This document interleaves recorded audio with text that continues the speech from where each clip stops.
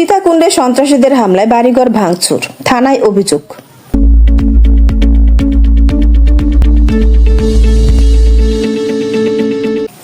চট্টগ্রামের সীতাকুণ্ড উপজেলা মুরাদপুর ইউনিয়নের গুলিয়াখালী হাজী আহমদ রহমানের বাড়ির মোহাম্মদ জাহিদুল ইসলামের উপর ও তার বসতঘরে সন্ত্রাসীদের হামলা ও ভাঙচুরের ঘটনা ঘটে। গত 5/8/2025 ইংরেজি আনুমানিক বিকাল 3টার সময় একদল সন্ত্রাসী দেশীয় অস্ত্রশস্ত্র নিয়ে বসতঘর ভাঙচুর করে এবং প্রতিবাদ করলে মোহাম্মদ জাহিদুল ইসলামের উপর হামলা করে এবং মহিলাদেরকে নিয়ে টানাহেঁচড়া করে ও শ্লীল ভাষায় গালিগালাজ করে। সন্ত্রাসীরা বসতঘরে ঢুকে ঘরের বিভিন্ন মালামাল ভাঙচুর করে চলে যায়।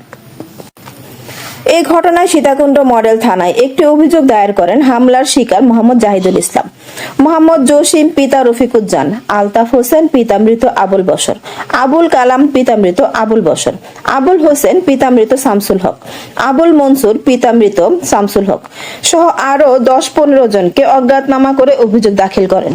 ASP news desk. এএসপি নিউজের সাথে থাকার জন্য ধন্যবাদ।